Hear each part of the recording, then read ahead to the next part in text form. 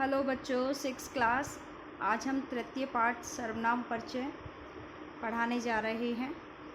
आपने फर्स्ट और second chapter पढ़े होंगे अपने और समझ में भी आया होगा। इसी के साथ आज हम सर्वनाम परिचय स्टार्ट कर रहे हैं। सर्वनाम शब्दों का प्रयोग संज्ञा शब्दों के स्थान पर किया जाता है। ये आप सभी जानते हो सर्वनाम किसे कहते हैं। जो संज्ञा के स्थान पर प्रयुक्त होते हैं वो सर्वनाम कहलाते हैं। जैसे राम जाता है, राम मेरा भाई है, ठीक है।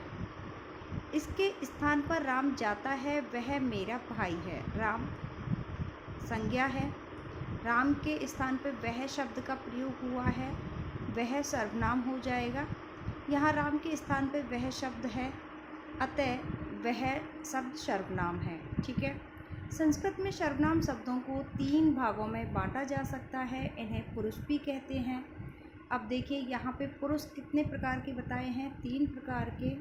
प्रथम पुरुष का ही दूसरा नाम होता है अन्य पुरुष, ठीक है। जिसके अंतर्गत है जो ना वक्ता हो और ना श्रोता हो।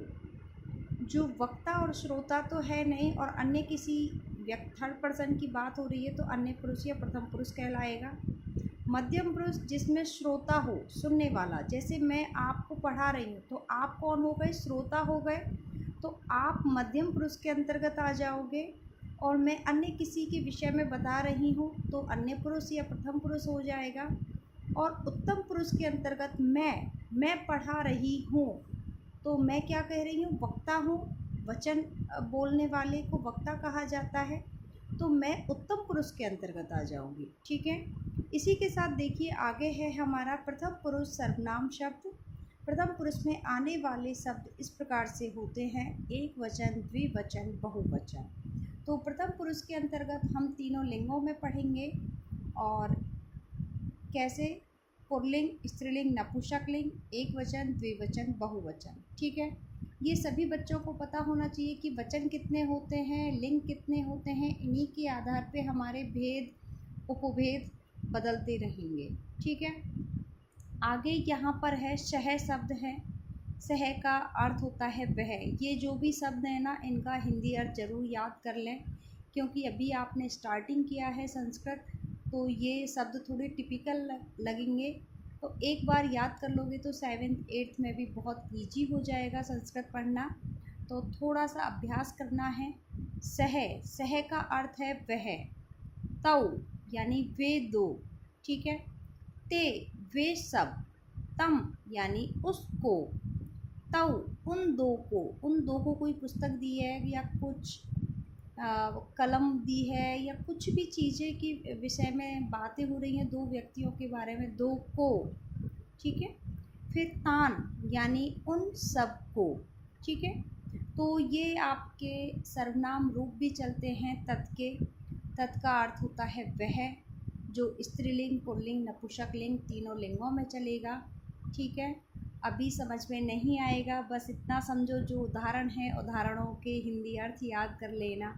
ये मैं क्रम से आपको शब्द रूप, सर्वनाम रूप भी याद कराऊंगी। आगे है एतत् शब्द है, जिसका भी हिंदी अर्थ यह होता है। तत् का तो वह हो गया है और एतत् का यह होता है। एतत् के सर्वनाम रूप चलेंगे तीनों लिंगों, तीनों वचनों में। तो एषः यानी यह, एतौ ये 2, एते यानी ये शब्द, एतम यानी इसको, एतौ यानी इन 2 को, एतान यानी इन सब को, ठीक है। इसी प्रकार से एक शब्द और है इदम। इदम का अर्थ होता है यह। ये तीनों लिंगों में चलता है और तीनों वचनों में भी चलता है।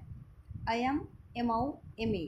अयम का अर्थ है यह, इमौ ये 2, इमे ये सब, इमम यानी इसको, इमौ यानी इन 2 को, इमान इन सब को, ठीक है। अभी आपको बस इनके हिंदी अर्थ याद करने हैं, समझना है। क्रम से सर्वनाम रूप याद करेंगे तो आपको समझ में आ जाएगा। ज़्यादा विचलित ना हो, संस्कृत इतनी टफ नहीं है। फिर आता है आपका किम शब्द। किम का अर्थ क्यों और क्या के लिए भी आता है, ठीक है। अब यहाँ पे कौन है, कह कौन, कौ कौन 2, और के कौन, वे कौन है, वो सभी के लिए, ठीक है। कम किसको, कौ किन 2 को, कान यानी किन सबको, ठीक है। तो इस प्रकार से ये हमारे सर्वनाम रूप हुए तत्, एतत्, इदम और किम। ठीक है, देखिए अब यहाँ पे तत् शब्द है, तत् स्त्रीलिंग में है, तत् का शा यानी वह, ते यानी वे दो, और ता, शा ते ता वे सब, ताम यानी उसको, ते यानी उन दो को, और वे सब को, ता। एतत् का स्त्रीलिंग में आ रहा है एषा, एते, एताः यानी यह, ये दो और ये सब। एताम यानी इसको, एते यानी इन दो को, एता यानी इन सब को। इदम, इदम का इयम यह, इमे यानी यह दो, इमा ये सब, इमाम इसको, इमे इन दो को, और इमा इन सब को। किम का अर्थ कौन आ रहा है यहाँ पे, कौन क्या। ठीक है, तो यहाँ पे का है स्त्रीलिंग में, का के का, काम के का। ठीक है, तो का कौन हो गया, के यानी के, वे कौन दो हैं, का कौन सब के लिए, काम किसको, के किन दो को, का और किन सब को। ठीक है, अब ये स्त्रीलिंग में आपको दो दो पंक्ति बता दी हैं समझाने के लिए, और इनके क्रम से जब हम पढ़ेंगे रूप, सर्वनाम रूप, तो याद हो जाएंगे, बहुत इजी लगेगा टॉपिक। आगे चलिए, देखिए नपुंसक लिंग में भी कुछ उदाहरण हैं। तत्, तत् का है वह, और तत् ते ताने, और ते का अर्थ है वे दो, ताने यानी वे सब। तत् यानी उसको, ते यानी उन दो को, ताने यानी वे सब को। एतत् का अर्थ यह है। देखिए एतत् आपका तीनों लिंगों में आया है, तत् आपका तीनों लिंगों में आया है, इदम आपका तीनों लिंगों में आया है, किम तीनों लिंगों में आया है। लेकिन स्त्रीलिंग, पुल्लिंग, नपुंसक लिंग में इनका रूप परिवर्तन हो चुका है। बस इसी बात को समझाने के लिए यहाँ पे ये दो दो पंक्ति दी गई हैं, दो दो उदाहरण दिए हैं। ठीक है, एतत् यह, एते ये दो, एतानी ये सब। एतत् इसको, एते इन दो को, एतानी इन सब को। इदम यह, इमे ये दो को, इमानी ये सब को, इदम इसको, इमे इन दो को, इमानी इन सब को। किम क्या, क्या। ठीक है, मैंने आपको पहले ही बताया था क्या भी होता है, कौन भी होता है। के क्या दो, तानी क्या वे सब, क्या ये सब। किम यानी किसको, के यानी किन दो को, कानी यानी किन को, किन सभी के बारे में बात हो गई है। इसी प्रकार आगे हम बढ़ रहे हैं। देखिए अब हमारा आया है मध्यम पुरुष सर्वनाम। ठीक है, ये तो हमने अन्य पुरुष या प्रथम पुरुष पढ़ा था, अन्य पुरुष से रिलेटेड। अब मध्यम पुरुष से रिलेटेड उदाहरण आएंगे, वही जो आपको पहले बताया था कि हम किसी से बात कर रहे हैं। ठीक है, आप जब बात सुन रहे हो तो आप क्या हो, मध्यम पुरुष हो, श्रोता हो। तो श्रोता को मध्यम पुरुष में रखा जाता है, सुनने वाले या श्रोता को। ठीक है, त्वम यानी तुम, मैं तुम्हें पढ़ा रही हूँ, आप मध्यम पुरुष के अंतर्गत आ जाओगे। तुम, युवाम तुम दो, और यूयम यानी तुम सब। त्वाम यानी तुमको, मैंने किसी बच्चे को पुस्तक दी है, मैंने किसी बच्चे को एक चैप्टर पढ़ाया है। ठीक है, तो युवाम तुम दोनों को पढ़ाया है, तुम सबको पढ़ाया है। ठीक है, तो इस प्रकार हमारा ये मध्यम पुरुष समझ में आ गया होगा आपको। मध्यम पुरुष के कर्ता पुल्लिंग व स्त्रीलिंग दोनों लिंगों में भी समान रहते हैं, यहाँ पे कोई चेंज नहीं होता है। यहाँ पे आपके ये युष्मद् शब्द के रूप चलेंगे जो सर्वनाम के अंतर्गत आते हैं, वो आपके स्त्रीलिंग और पुल्लिंग में समान रहेंगे। ठीक है, उसमें कोई लिंग के आधार पर चेंज नहीं होगा। अब आएगा आपका उत्तम पुरुष सर्वनाम, जिसमें वक्ता खुद यानी मैं, जैसे आपको पढ़ा रही हूँ, तो मेरे से रिलेटेड जो भी सर्वनाम पद होंगे उनका उत्तम पुरुष के अंतर्गत अध्ययन किया जाएगा। जैसे अहम यानी मैं, आवाम यानी हम दो, जो दो शिक्षिकाएं हैं आपके पास और आपको पढ़ा रही हैं, तो हम दो शिक्षिकाएं हैं। हम सब बहुत सारे सब्जेक्टों की शिक्षिकाएं एक साथ बैठ जाती हैं और फिर वन बाई वन आपको पढ़ा रहे हैं या बता रहे हैं किसी टॉपिक से रिलेटेड, तो हम क्या बोलेंगे, वयम। माम यानी मुझको, आवाम यानी हम दो को, और आसमान हम सबको। ठीक है, ये उत्तम पुरुष के उदाहरण है। इसमें भी वही सेम रीजन रहेगा आपका। पुल्लिंग और स्त्रीलिंग में दोनों समान रूप रहेंगे, कोई खास चेंज नहीं रहेगा। अब संज्ञा शब्दों के साथ सर्वनाम शब्दों का कैसे प्रयोग होता है, यहाँ पे कुछ उदाहरण दिए हैं।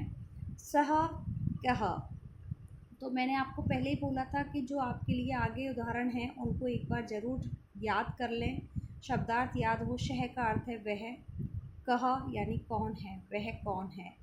ऐसा आंसर दिया है, ऐसा ही यह है। मयूरः, यह मयूर है, ठीक है। अयम मयूरः, ठीक है, यह मयूर है, ठीक है। दो प्रकार से आंसर दिया है, दो प्रकार से सर्वनाम का प्रयोग हो चुका है।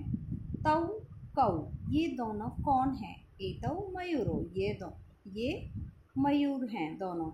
इमौ मयूरौ, ये दोनों मोर हैं, ठीक है। फिर आता है ते के, ये सब कौन है? एते मयूरा, ये सब मोर हैं। इमे मयूरा, ये सब मोर हैं, ठीक है। अब देखिए आगे सा का, सा स्त्रीलिंग में आता है कौन, यानी वह कौन है। तो ऐसा लता, इन पत्तियों के लिए लता शब्द का प्रयोग हुआ है, तो ये लता है। इयम लता, ये लता है, ठीक है। फिर है ते के, ये कौन है, ये दोनों कौन है? ये दोनों की पत्तियों के विषय में एते लते, एमे लते, ये दोनों लते हैं। एमे लते, ये दोनों लते हैं, पत्तियां हैं, ठीक है। अब यहाँ पर बहुत सारे पौधे दिए हुए हैं, इनकी पत्तियों पर आधारित क्वेश्चन किया गया है। ता का, तो वे सब कौन हैं, क्या हैं, ठीक है। एता, ये सभी लताएं हैं, ठीक है। एमा लता, ये सब लताएं हैं। इस प्रकार आगे हम आ रहे हैं, यहाँ पे जो चित्र चल रहे हैं, चित्रों पे आधारित यहाँ पे सेंटेंस हैं। तत् किम, यह क्या है? एतत् गृहम्, यह घर है। इदं गृहम्, यह घर है। ते के, ये दोनों क्या हैं? तो एते गृहे, इमे गृहे, ये दोनों घर हैं। तो यहाँ तानी कानी, ये सब क्या है? एतानी गृहाणि, इमानी गृहाणि, तो ये सब घर हैं। इस प्रकार हमारा ये टॉपिक कंप्लीट हुआ, सर्वनाम रूप कंप्लीट। अब आपको एक्सरसाइज नेक्स्ट वीडियो में कराऊंगी। कोई भी कमेंट्स करें, पूछें, क्वेश्चन करें, और कोई भी क्वेरी हो तो बच्चे आप मेरे से कमेंट्स के माध्यम से पूछ सकते हो। Thank you.